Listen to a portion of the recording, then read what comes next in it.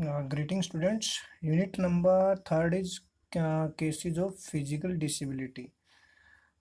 Finally, physical disability शारीरिक विकलांगता है क्या? शारीरिक विकलांगता कोई भी मूवमेंट करने में, उठने बैठने में या रनिंग करने में या जंपिंग करने में या वेट लिफ्टिंग करने में, भार उठाने में कठिनाई होना या प्रॉब्लम क्रिएट होना क्या है?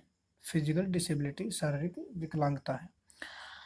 अब cases of physical disability, disability of backbone, जो इस प्रकार की प्रॉब्लम है, इस प्रकार की अक्षमता या तो जन्म से या किसी दुर्घटना से या कभी कभी आजीवन विकलांगता भी हो जाती है।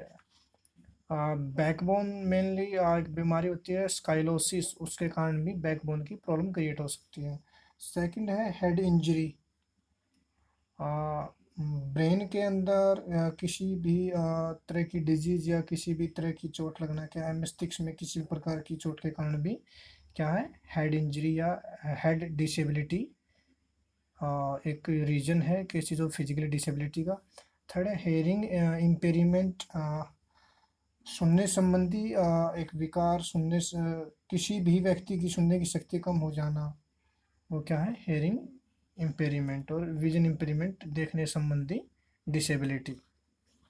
सेकंड, मैंने लास्ट आपको अभी जो लास्ट लेक्चर था उसमें मैंने आपको बताया था केसेस ऑफ इंटेलेक्चुअली डिसेबिलिटी, शारीरिक अक्षमता या विकलांगता के कारण।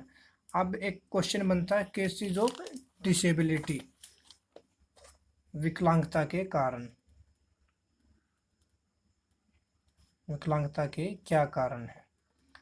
फर्स्ट मैंने उस क्वेश्चन में भी ट्रांसलेट किया था, जेनेटिक केसेस, आनुवंशिक कारण। सेकंड, मोल न्यूट्रिशन, कुपोषण के कारण डिसेबिलिटी हो जाती है। Second, environmental reasons. Fourth, lifestyle, जीवन शैली।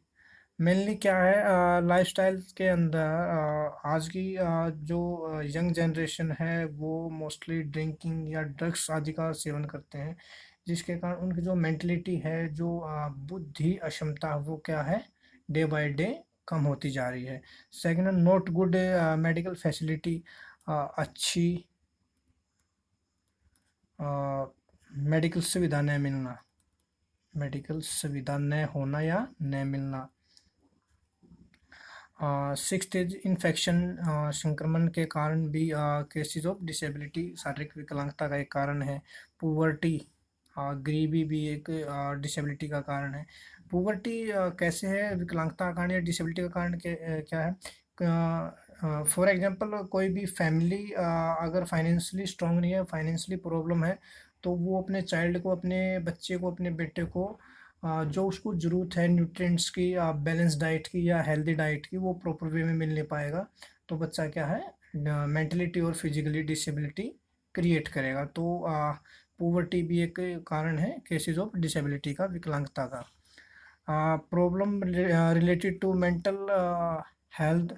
एंड नाइन्थ इज मेनली है आपका एक्सीडेंट। और last and tenth heading is disease, अन्य प्रकार के रोग जो जेनेटिक होते हैं, जो माता पिता से बच्चे की बॉडी में एंट्री होती है, काफ़ी है, या जो काफ़ी तरह के संक्रामक रोग है, छूत के रोग है, काली खांसी है, जॉन्डिस है, ये इस तरह की जो डिजीज, इस तरह के जो रोग है, वो भी क्या है? डिसेबिलिटी के कारण है, शारीरिक विकलांगता के कारण है। अब बात आती है टाइप ऑफ डिसऑर्डर्ड, विकार के कारण।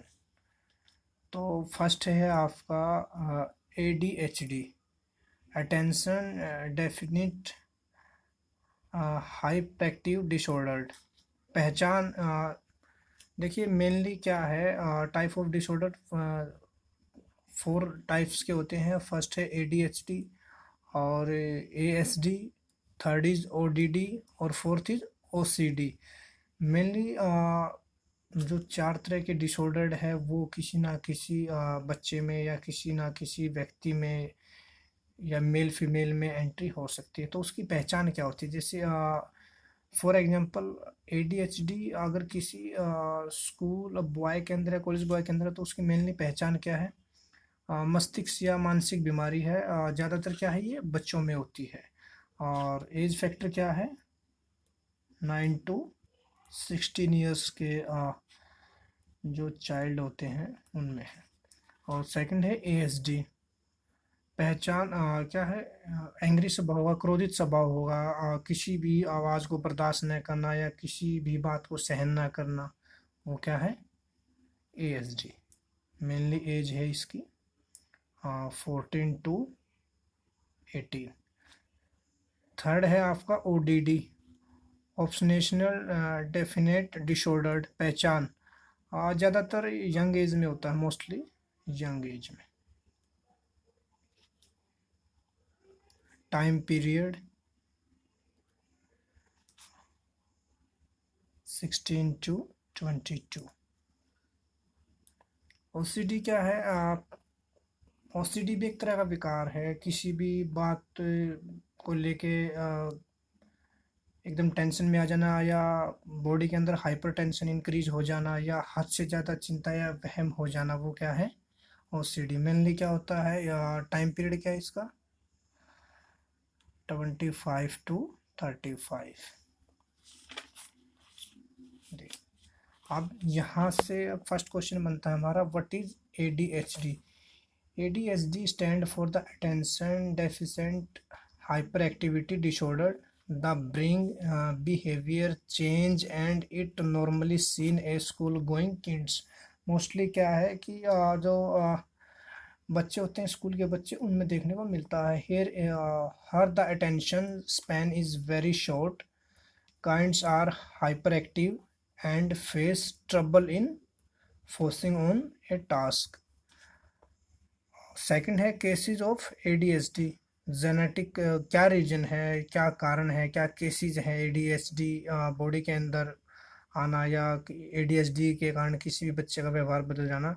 फर्स्ट है genetic factor, it is a not disorder that past specially studies show that parents spelling and children of people with ADHD may be up to 5 times more likely to have the disorder।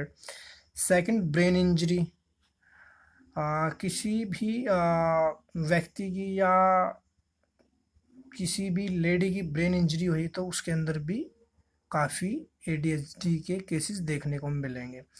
Brain injury, when A babies brain in damage before and after birth is could make the baby more likely to develop ADHD।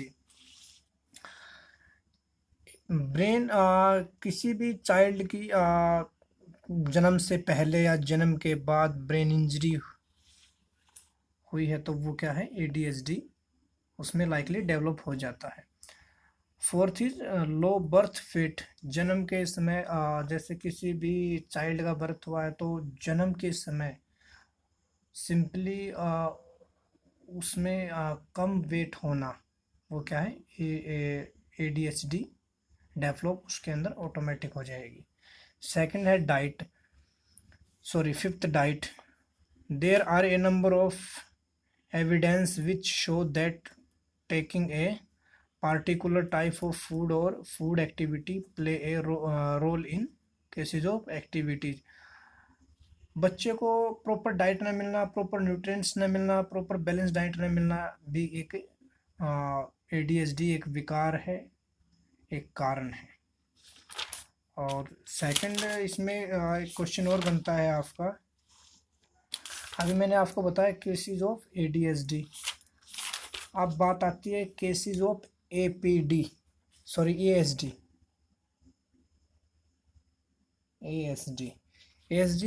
पहचान कैसे करेंगे? Mainly क्या है, कोई भी बच्चा या कोई भी व्यक्ति बात बात पे क्रोधित होता है, मोस्टली ये क्या है, यंग एज के जैसे बच्चे हैं उनके अंदर ASD का विकार होता है, ऑटिज्म स्पेक्ट्रम डिसऑर्डर्ड। तो फर्स्ट इज क्या केसेस है, क्या कारण है ASD का, बच्चे के अंदर ASD डिसऑर्डर होना, क्या प्रॉब्लम है, क्या रीज़न है? फर्स्ट है genetic factor, the first thing is that something happiness at the time. Second, environment factor. Third is biological factor.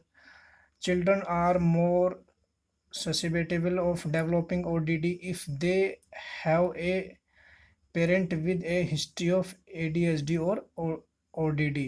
अगर किसी के भी पेरेंट्स की ADHD और ODD डिसऑर्डर है किसी के भी पेरेंट्स, तो बेसिकली उसका बच्चा है, उसका चाइल्ड क्या है, वो एचडी का शिकार हो जाएगा, उसके बच्चे के अंदर भी एचडी के डिसऑर्डर्ड विकार एंट्री कर जाएंगे। Fourth is physical factor and fifth and last is social factor.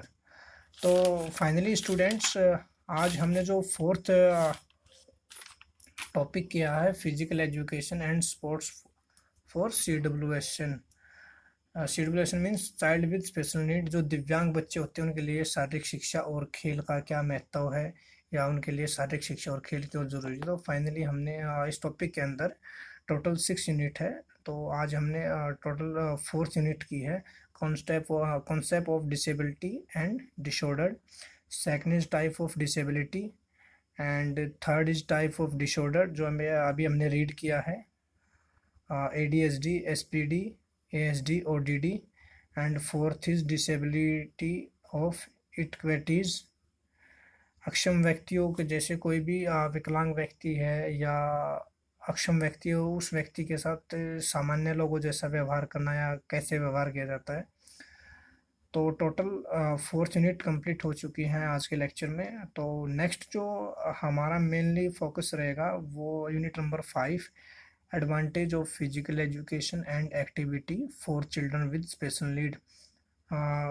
जो दिव्यांग बच्चे होते हैं उनके लिए शारीरिक शिक्षा का और जो फिजिकल एक्टिविटी है उनका क्या महत्व है, क्या बेनिफिट है। And 6 is some physical activity assemble for children with special need. जो दिव्यांग बच्चे होते हैं उनके लिए कुछ स्पेशल जो शारीरिक क्रियाएं हैं या फिजिकल एक्टिविटी है, वो आप कैसे उनको प्ले कराएंगे या कैसे उनके बारे में बताएंगे, कैसे खिलाएंगे, वो सब चीज़ें हम यूनिट नंबर 5th और 6th में करने वाले हैं। तो टोटल आज हमने जो 4th यूनिट की है, first, second, third, fourth, I hope सभी स्टूडेंट्स को अच्छे से समझ में आया होगा। और लास्ट मैंने आपके पास 6th जो यूनिट है हमारी, सभी यूनिट्स का मैंने PDF बना के भेजा था आपको। आई होप आपको अच्छे से समझ में आया होगा, आपने अपनी नोटबुक के अंदर उसको नोट भी किया होगा। और सेकंड, अभी जो मैंने लेक्चर दिया है वो 4th यूनिट का आपको स्टेप वाइज आपको रीड कराया है। और जो नेक्स्ट लेक्चर है हमारा उसमें यूनिट नंबर 5th और 6th हम कंप्लीट करेंगे। आई होप आपको जो 4th यूनिट है वो अच्छे से समझ में आई होगी। Thank you very much.